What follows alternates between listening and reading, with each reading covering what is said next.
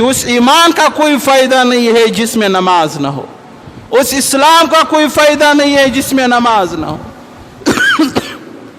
اور پھر آپ کو پتہ ہے جب محشر کے میدان میں اللہ تعالیٰ سب کو اپنے اعمال کے مطابق سزا اور جزا دے گا، جو جنت کے مستحق ہوں گے وہ جنت میں چلے جائیں گے، اور جو جہنم کے مستحق ہوں گے وہ جہنم میں چلے جائیں گے۔ یہ جو جنت میں چلے جاتے ہیں ان لوگوں نے تو دنیا میں اپنی زندگی فرمان برداری کے ساتھ گزاری ہوتی ہے، ان لوگوں نے کبھی نماز کو قضا نہیں کیا ہوتا ہے، کبھی اللہ کو ناراض نہیں کیا ہوتا ہے، تو وہ لوگ جنت میں ایک دوسرے سے کہیں گے کہ چلو یہ جو جہنم میں ہمارے بھائی ہیں، مسلمان ہیں، کلمہ گو ہے، ان سے پوچھے کہ یہ جہنم میں کیوں اللہ نے ان کو ڈالا ہے؟ مسلمان ہے، لا الہ الا اللہ محمد رسول اللہ کا کلمہ پڑھا ہے، پھر بھی جہنم کی ان سختیوں میں جل رہے ہیں۔ تو جنتی جائیں گے جہنمیوں سے بات پوچھنے کے لیے کہ آپ لوگوں کو اللہ نے جہنم میں کیوں ڈالا ہے؟ تو یہ جنتی جہنمیوں سے پوچھیں گے ما سلککم فی سقر، کس چیز نے تم لوگوں کو جہنم تک پہنچایا؟ ما سلککم فی سقر، کون سا عمل ہے جس کی وجہ سے آپ لوگ جہنم میں جل رہے ہو؟ ما سلککم فی سقر، دنیا میں کون سا بغاوت اختیار کیا تھا کہ آج اللہ تم لوگوں کو جہنم میں جلا رہا ہے؟ جو جہنمی ہوں گے ان کا جواب کیا ہوگا؟ لم نکو من المصلین، ہم نماز نہیں پڑھتے تھے، ہم نماز نہیں پڑھتے تھے۔ کوئی ان کا اور جواب نہیں ہوگا کہ ہم دنیا میں حرام کھاتے تھے، یا ہم نے قتل کیا، یا ہم نے زنا کیا، یا ہم نے کوئی اور کام کیا، بلکہ ان کا جواب ہوگا لم نکو من المصلین، ہم دنیا میں نماز نہیں پڑھتے تھے۔ ما سلککم فی سقر، کیوں جہنم میں پڑے ہو؟ اے اللہ کے مغضوب بندو جن پر اللہ کا غضب برس رہا ہے، اللہ کی لعنت برس رہی ہے، دنیا میں کون سا ایسا عمل کیا تھا کہ آج جہنم میں جل رہے ہو؟ جہنم کے جو باسی ہوں گے وہ جواب دیں گے لم نکو من المصلین، ہم دنیا میں نماز نہیں پڑھتے تھے۔ مسجد میں صدا بلند ہوتی تھی اللہ اکبر اللہ اکبر، حی علی الصلاۃ، آؤ نماز کی طرف، حی علی الفلاح، آؤ کامیابی کی طرف۔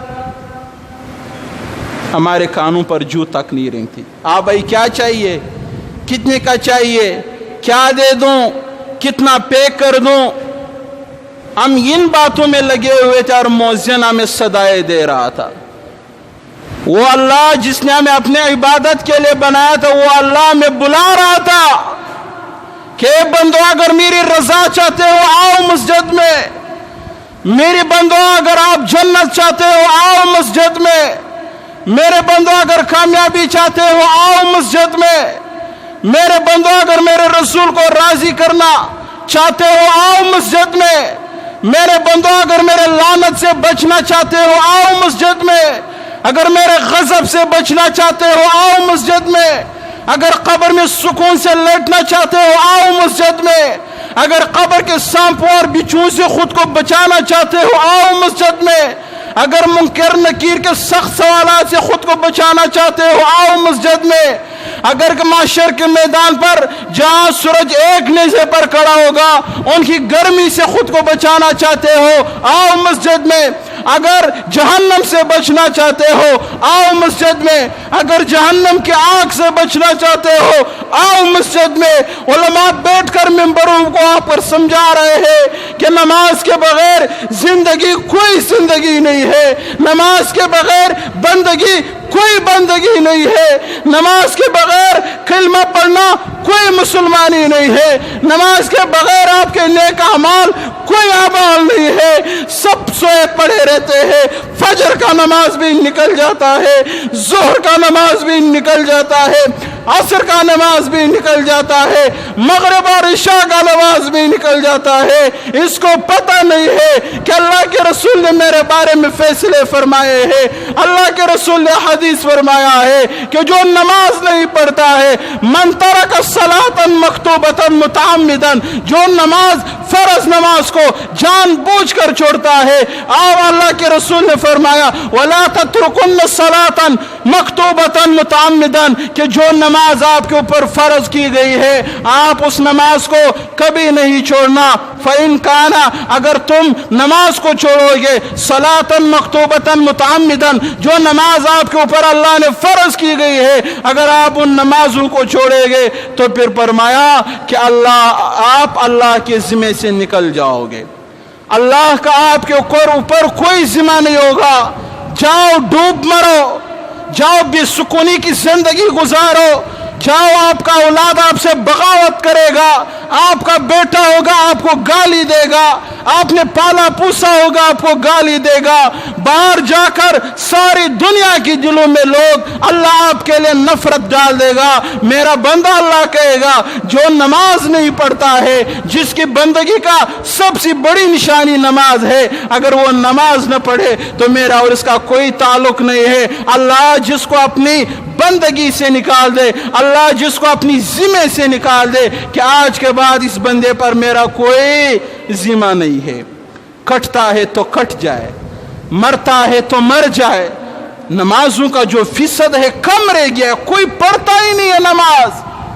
مسلمان ذلیل اسی لیے ہے، خوار اسی لیے ہے، گاجر ملی کی طرح کٹ رہے ہیں، کیونکہ مسلمانوں نے قرآن کو چھوڑ دیا ہے، مسلمانوں نے نماز جیسے اہم عبادت کو سیریس ہی نہیں لیا ہے، کوئی توجہ ہی نہیں دی ہے کہ اس نماز ہی کی وجہ سے تو ہم مسلمان کہلاتے ہیں، اس نماز ہی کی وجہ سے تو ہم اللہ کے بندے کہلاتے ہیں، مگر یہ نمازوں پہ نمازیں چھوڑتا جا رہا ہے، کوئی نماز اس کا نہیں ہوتا ہے، کوئی نماز پڑھتا ہی نہیں ہے۔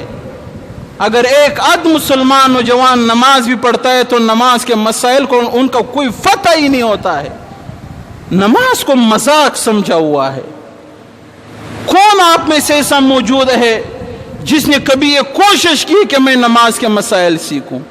کون ہے ایسے نوجوان جس نے اپنے مسجد کے مولوی صاحب کے سامنے بیٹھا ہو کہ مولانا صاحب میں اس طریقے سے نماز پڑھتا ہوں، میرا نماز درست ہے یا نہیں ہے، میرے نماز میں یہ کوتاہی ہے، یہ خرابی ہے، آیا میرے ان کاموں کی وجہ سے میرا نماز درست ہے یا نہیں ہے؟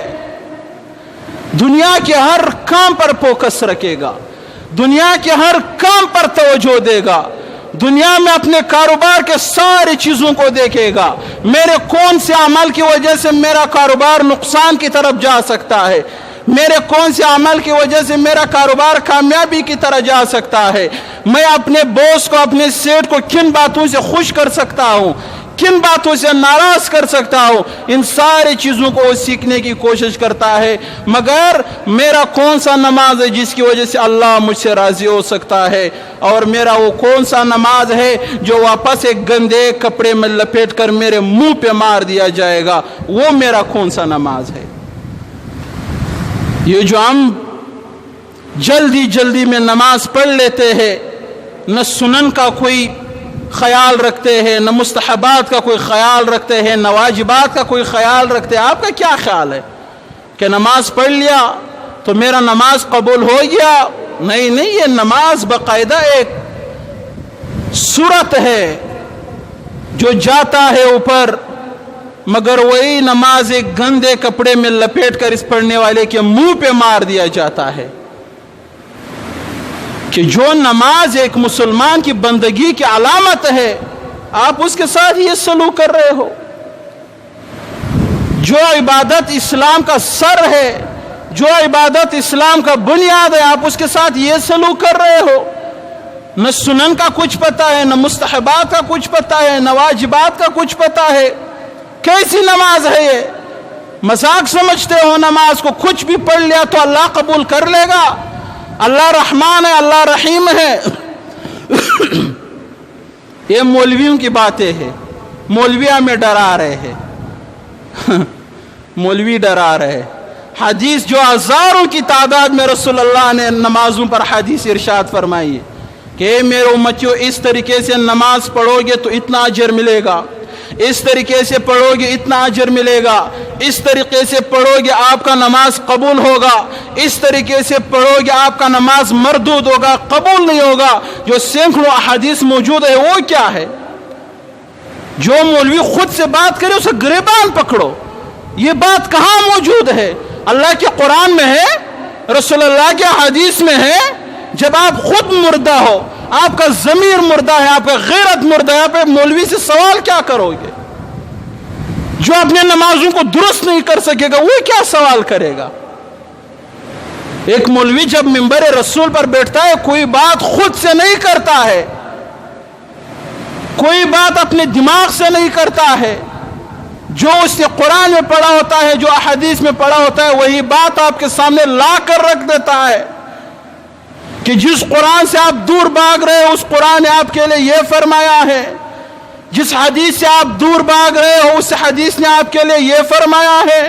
خود تو قرآن کے قریب جاتے نہیں ہو، حدیث کے قریب جاتے نہیں ہو، اسلام کو سیکھنے کی کوشش کرتے نہیں ہو، اور جو مولوی منبر پر بیٹھ کر آپ کو سکھا رہا ہے، آپ کو بتا رہا ہے، آپ کو تنبیہ کر رہا ہے، آپ کو قرآن و حدیث سے آگاہ کر رہا ہے، آپ کہتے ہو یہ مولوی ہمیں ڈرا رہا ہے، یہ مولوی شدت پسند ہے، اس نے اسلام میں سختیاں لائی ہے، اسلام اتنا سخت تو ہے نہیں.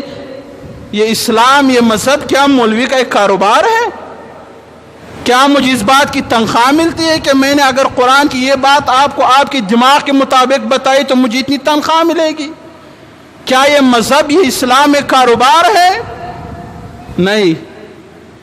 جو مولوی منبر پر بیٹھتا ہے وہ بھی ایسا نہیں. ان کے لیے بھی اللہ کے رسول نے بہت سخت ارشادات فرمائے ہیں. جس کو دین کا پتہ ہو مگر دین چھپا رہا ہو، یا جس عالم، جس مولانا، جس مولوی نے دین کو کمائی کا ذریعہ بنایا ہو، یا جو دنیا کی دکھلاوے کے لیے کر رہا ہو، اللہ کے رسول نے فرمایا اول من تسعر به النار، جہنم کی آگ جن سے بڑکائی جائے گی. پہلے تو جہنم کی آگ کتنی بڑکتی ہے، کتنا سخت، کتنا دردناک، کتنا شدتناک آگ ہوتا ہے، مگر پھر انہی آگ کو اس مولوی سے بڑکا جائے گا. اللہ فرشتوں کو کہے گا پکڑ ڈال جہنم میں. دنیا میں اس مولوی نے دین کو چھپایا تھا، قرآن کو چھپایا تھا، حدیث کو چھپایا تھا. میرا قرآن الف لام میم سے لے کر والناس تک تھا. میں نے یہ قرآن اپنے نبی پر الف لام میم سے لے کر والناس تک نازل فرمایا تھا کہ میرا یہ مولوی، میرا رسول اللہ کا یہ وارث، جس کے بارے میں اللہ کے رسول نے فرمایا العلماء ورثۃ الانبیاء، کہ یہ جو علماء ہیں، جو منبروں پر بیٹھنے والے ہیں، جو مصلی پر کھڑے ہونے والے ہیں، یہ انبیاء کے وارث ہیں. مگر اگر یہ خود کو انبیاء کا وارث کہنے والا قرآن کو چھپا رہا ہے، حدیث کو چھپا رہا ہے، حق کو چھپا رہا ہے، قرآن میں جو ان کی مرضی کی آیتیں ہیں وہ پڑھ کر لوگوں کو سنا رہا ہے، رسول اللہ کے حدیث میں جو ان کی مرضی کے حدیثیں ہیں وہ لوگوں کو پڑھ کر سنا رہا ہے، مگر قرآن کی جن آیاتوں سے پڑھنے سے ان کی جان کو خطرہ لائق ہوتا ہے، وہ مولوی ان آیاتوں کو چھپا دیتا ہے جن آیاتوں کی وجہ سے دنیا کی کفری طاقتیں، دنیا کی منافق طاقتیں ان پر زندگی کم کر دیتے ہیں، ان پر زندگی سخت کر دیتے ہیں، ان پر ظلم اور تشدد کر دیتے ہیں. اس خوف سے وہ قرآن کے ساتھ ناانصافی کر رہا ہے، وہ قرآن کے ساتھ خیانت کر رہا ہے. تو میں آپ کو بتا رہا ہوں جو مولوی دنیا میں قرآن کے ساتھ خیانت کرتا ہے، جو احادیث کے ساتھ خیانت کرتا ہے، جو اخلاص کے ساتھ رب کا قرآن بیان نہیں کر رہا ہے، جو اخلاص کے ساتھ رسول اللہ کے احادیث کو بیان نہیں کر رہا ہے، آپ یہ نہ سمجھو کہ جتنے بھی مولوی ہیں وہ جنت میں جائیں گے، یہ جتنے بھی مولوی ہیں بڑے نیک اور صالح ہیں. نہیں، آپ لوگوں کے بارے میں اللہ کے رسول نے اتنی سخت بات نہیں کی ہے جتنی میرے بارے میں کی ہے، جتنی قاری صاحب کے بارے میں کی ہے. آپ کے بارے میں اتنی سخت بات نہیں ہے. ہمارے بارے میں اللہ کے رسول نے فرمایا اول من تسعر به النار، ان لوگوں سے جہنم کی آگ کو بڑکایا جائے گا. پہلے سے بڑکتی ہوئی آگ ہمارے وجود سے بڑکایا جائے گا اگر ہم نے دین کو چھپایا. اگر ہم نے قرآن کو چھپایا، یاد رکھنا میں کہتا ہوں کہ آپ لوگ یہ بات نہ کرو کہ ہم خود سے کوئی بات کرتے ہیں۔ پہچان لو، حق کو پہچان لو، باطل کو پہچان لو، کون سا راستہ حق کی طرف جاتا ہے، کون سا راستہ باطل کی طرف جاتا ہے۔ مگر ان سارے باتوں کو سیکھنے کے لیے آپ نے سب سے پہلے نمازوں کو سیکھنا ہے، نمازوں کو پابندی سے ادا کرنا ہے۔ بات کہاں سے کہاں نکل گئی؟ جو بھی نماز نہیں پڑھتے خدا کے لیے نماز پڑھنا شروع کر دو۔ اللہ کی قسم نماز کے بغیر آپ کا کوئی عمل کچھ بھی نہیں ہے، آپ کا کوئی عمل کچھ بھی نہیں ہے۔ یہ جو نوجوان ڈپریشن کے شکار ہے، پریشانی کے شکار ہے، سکون نہیں ہے، یار یہ دل کا جو ٹکڑا اللہ نے آپ کے سینے میں رکھا ہے، اس ٹکڑے کو اللہ کا تابع بنا دو۔ مگر آپ نے اس ٹکڑے کو گانوں کا تابع بنایا ہے۔ فلم نہ دیکھے تو آپ کو نیند نہیں آتی ہے، گانے نہ سنے تو آپ کو چین نہیں آتا ہے، نامحرم لڑکیوں کو چوکوں پر نہ دیکھ کر آپ کے دل میں سکون نہیں آتا ہے، نامحرم لڑکیوں سے فون پر بات نہ کر کے آپ کو سکون نہیں آتا ہے۔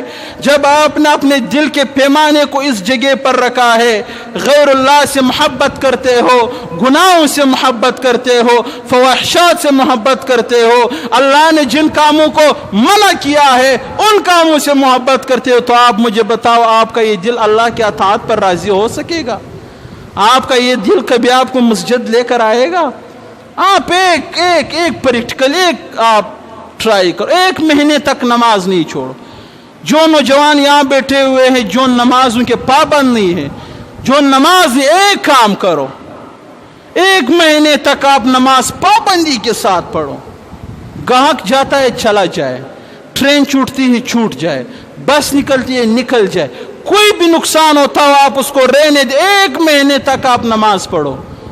جب 1 مہینے آپ کو یہ پابندی کرو گے نماز کو نہیں چھوڑے گا، تو 1 مہینے کے بعد پھر نماز آپ کو نہیں چھوڑے گا۔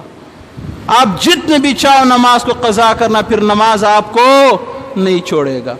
نماز کی محبت خود آپ کے دل میں مچلنے لگے گی کہ بندے آؤ اللہ کے در میں آؤ اللہ کی چوکھٹ پر آؤ اللہ کے سامنے سجدہ ریز ہو جاؤ۔ تو اللہ تعالیٰ جتنے بھی نوجوان ہیں جو نماز نہیں پڑھتے، نمازوں کی فکر کرو۔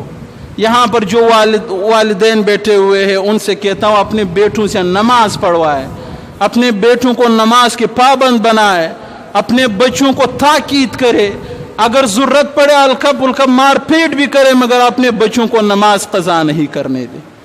اگر فجر میں والدین خود سو رہے سورج کے نکلنے تک، تو بچے کیا نماز پڑھیں گے؟ جو والدین اتنے غیر ذمہ دار ہے وہ پھر کل کو گلہ نہ کرے کہ میرا بچہ نافرمان ہے۔ جس بچے کو آپ اللہ کی اطاعت پر لا نہیں سکتے وہ آپ کی کیا اطاعت کرے گا؟ آپ نے تو صرف اس کو پالا ہے، پوسا ہے، پیدا کیا ہے، اس کے لیے آپ نے اس کا پرورش کیا ہے، اس کو کھلایا ہے، پلایا ہے۔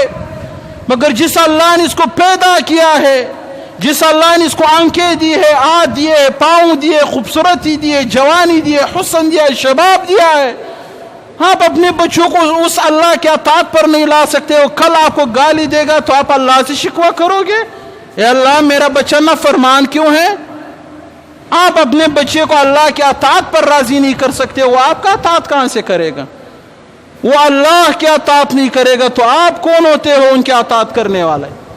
آپ کون ہوتے ہو ان کے اطاعت کے مستحق؟ تو اگر آپ یہ چاہتے ہو کہ میرا بچہ میرے سامنے اپنے آنکھوں کو جھکائے رکھے، اگر آپ یہ چاہتے ہو کہ میرے بچے کو میں جس کا کام کا حکم دے دوں وہ اس کام کو فوراً عمل میں لائے، اگر آپ یہ چاہتے ہو کہ میرا بندہ کبھی نافرمان نہ ہو، آپ یہ چاہتے ہو میرا بچہ میرا سکون کا باعث بنے، تو آپ اس کو اللہ کا فرمانبردار بنا دو۔ آپ بچپن میں اس کے اوپر سختی کر دو، آپ نماز کا پابند بنا دو، آپ اللہ کے قرآن کی تلاوت کا پابند بنا دو، آپ یہ پابندی کرو، بڑے ہو کر اللہ اس کو آپ کا پابند بنا دے گا، اللہ آپ کو اس کو آپ کا اطاعت گزار بنا دے گا۔ ماؤں سے بھی کہتا ہوں کہ اپنی بیٹیوں پر خاص توجہ دے۔ آپ کی بیٹی کل دوسرے کے گھر چلی جانی ہے، کل اس کے اولاد کا ہونا ہے، اس نے اپنے اولاد کی پرورش کرنی ہے، مگر جو ماں خود ہی بے نمازی ہے ان کی اولاد کہاں سے نمازی بنے گی؟ तो आप नमाज नमाज नमाज नमाज नहीं छोड़ो, नमाज नहीं छोड़ो। नमाज आपको दिल का सुकून देगा।